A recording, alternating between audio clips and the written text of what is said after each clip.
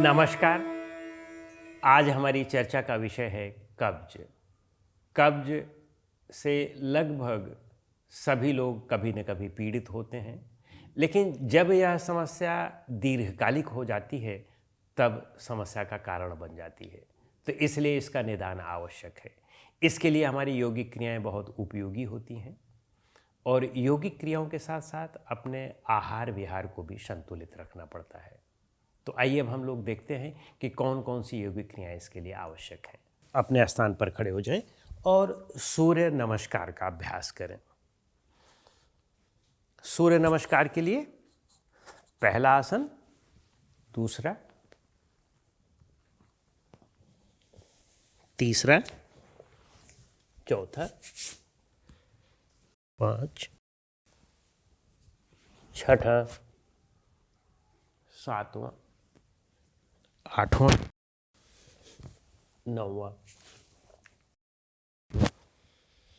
11वां और 12वां। इस तरह से ये आधा राउंड हुआ। इसे हमने दाहिने पैर से किया। अब यही चीज़ हम बाएं पैर से करेंगे तो पूरा एक राउंड हो जाता है। शुरू में अपने शारीरिक क्षमता अनुसार 2 राउंड या 4 राउंड करें, फिर धीरे धीरे इसके राउंड्स को बढ़ा करके 10 तक ले जाएं। अब इसके बाद एक महत्वपूर्ण आसन है जिसको हम कटी चक्र आसन कहते हैं। दोनों पैरों के बीच में थोड़ा सा गैप कर लें और फिर इसके बाद हाथों को इस तरह से सामने कर लें और अब आप दाहिनी ओर ट्विस्ट करेंगे बॉडी को, तो दाहिना हाथ जो है वह कमर के पीछे जाएगा और बायां हाथ यहाँ कंधे पर आएगा इस तरह से, और हम पीछे की ओर अपनी एड़ी को देखेंगे। यही चीज़ अब हम दूसरी तरफ भी करेंगे। पीछे की ओर हमें देखना है। 15-15 बार हमें दोनों तरफ से कर लें। अब इसके बाद एक महत्वपूर्ण आसन है जिसको हम तिर्यक भुजंगासन कहते हैं। तो अपने स्थान पर लेट जाएं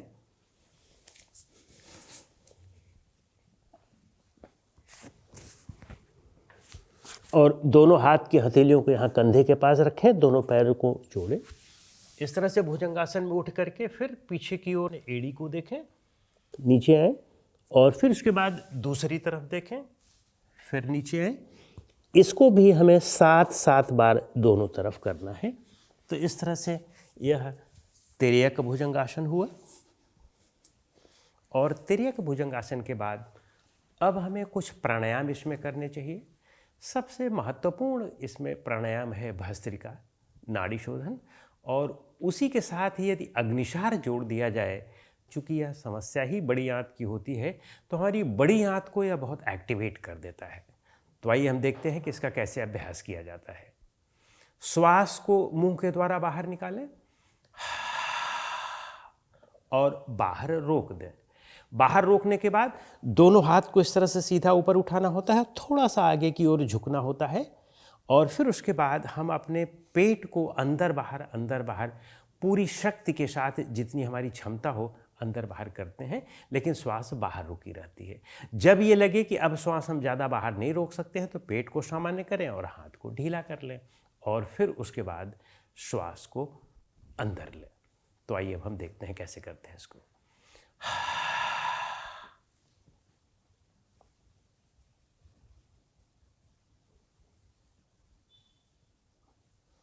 पेट सामान्य, हाथ ढीला और श्वास नॉर्मल।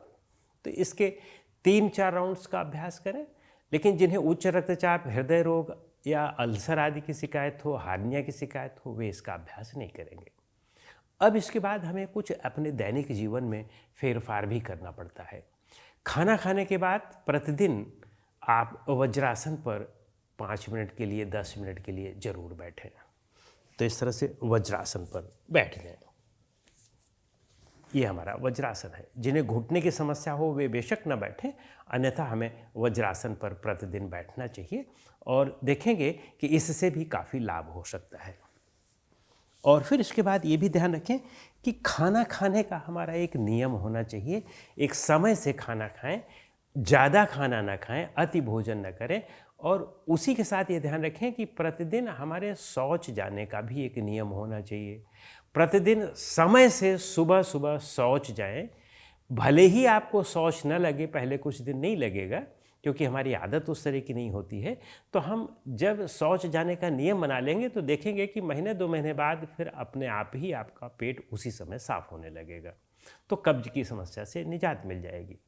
प्रतिदिन सुबह 2-3 ग्लास नॉर्मल पानी अवश्य पिएं और दिन में भी पानी खूब पिएं, लेकिन इतना भी न पिएं कि हमारा पेशाब बिल्कुल सफ़ेद होने लगे। हल्का सा पीलापन लिए हुए पेशाब होना चाहिए। और साथ में अपने आहार विहार को ठीक ठाक कर लें, संतुलित कर लें, बहुत मिर्च मसाले भी न खाएं और ऐसा भी ना हो कि बिल्कुल उबला ही खाएं। तो इसलिए आहार में इस तरह का फेरफार करने के बाद फिर आप देखेंगे कि आप इस समस्या से काफ़ी हद तक बच सकते हैं और इस समस्या का आपका परमानेंट सल्यूशन हो सकता है। नमस्कार।